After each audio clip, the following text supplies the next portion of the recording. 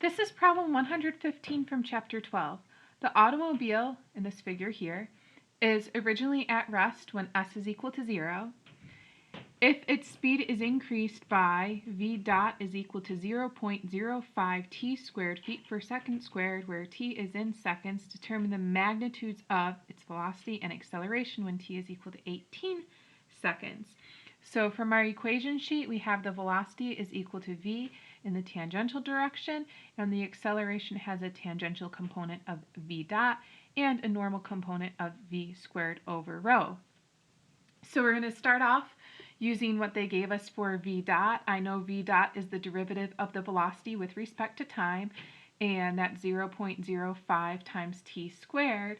So I want to then use what I have here, bring the dt over to the other side. So I have dv is equal to 0.05 t squared dt. And now I want to integrate. I'm starting when t is equal to 0 and when v is equal to 0. And I could put in my upper limits of integration as 18 and v, but generally it's a good idea just to leave them symbolically, so then what I will end up with is the velocity as a function of time. So we're just integrating with respect to v on the left-hand side, so I just get v. When I put in the limits of integration, it would be v minus 0. And then on the right-hand side, I would raise the power and it becomes t cubed, and then divide by the new power, which is 3. So this is 0.05 divided by 3 times t cubed. When you plug in the limits of integration, you get the same thing back because the lower limit is 0. Okay, so now we have the velocity as a function of time, which is good. I could take the 18 and plug it in here in order to get the magnitude of the velocity, which is just what we have there. Well, let's go ahead and do that now, and we'll get it out of the way. So the magnitude of the velocity is just 0.05 divided by 3 times 18 cubed. That's coming from what I have here. There's only one component, so I don't have to do the component squared and summed and added together. Well, squared and summed, and then take the square root because there is only one component as long as it's positive. This is what we have, and that would be 97.2 feet per second. So there's my magnitude of velocity. And now I have to worry about the acceleration. I have v dot, so I can take 18 and plug it in for t, and that gives me the v dot that I have there. V squared, well, that's easy because that's just this squared. Oh, the radius of curvature I have, but here's the problem. The radius of curvature only is 240 feet if I'm on the curve. And at 18 seconds, I don't actually know where I am. It could be here before the curve, it could be on the curve, it could be after the curve. So if I assume that I'm on the curve, the rest of the problem is straightforward. But let's just check to make sure we actually are on the curve, but I don't want to spend a whole lot of time on this. So if you want to pause the video, you can try and do this on your own. I'm going to do it on my own, and then you'll see what I get in just a minute. All right, so to check to see if the car is on the curve, we want to know how far the car has gone at 18 seconds.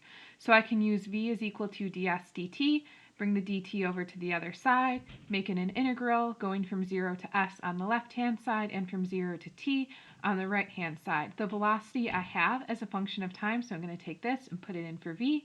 Then I'll go ahead and integrate, plug in the limits of integration, and this is what I get. I want to evaluate this when t is equal to 18 seconds. So the car has gone 437.4 feet at 18 seconds. 300 feet were just going until you got to the curve, so subtract that and you get 137.4. Then we want to know the distance from here to here, which is 1/4 of a full circle. So if you do 1/4 times the circumference of a circle that has a radius of 240 feet, you get 377. So the distance from here to here, that arc length, is 377, which is greater than the 137.4. So the car is somewhere on the curve at that point because it's only traveled a distance of 137.4 after getting to that point there. So we can breathe a sigh of relief. The car is on the curve. I'm just going to put this in brackets because now we're just going to pick up where we left off with our acceleration equation here. So let's rewrite this. The acceleration is equal to v dot in the tangential direction plus v squared over rho in the normal direction. V dot is 97.2. V squared is equal to, oh, that wasn't v dot. Did I not do v dot? I think I didn't do v dot yet. So it's this at 18 seconds. So that would be 0.05 times 18 squared plus, this is v, so 97.2 squared. And that's this v here, which is being squared here, divided by the radius of curvature, which is 240. Okay, and all of this was just to make sure that it's appropriate to use the 240 in the denominator, because if the car is not on the curve, it would be going straight, the radius of curvature would be equal to infinity, and the magnitude of the acceleration would simply be the tangential component of the acceleration. Okay, so for 0.05 times 18 squared, we get 16.2 feet per second squared. And then 97.2 squared divided by 240 is 39.4 feet per second squared. Well, I guess it's not completely necessary to write this out as a vector, but I like doing it that way. And then I have my vector, which to me is more important. I'd rather just have the vector, but they asked me to find the magnitude, and so then we use our vector to find the magnitude. And we get 42.6 feet per second squared. And that concludes problem 115.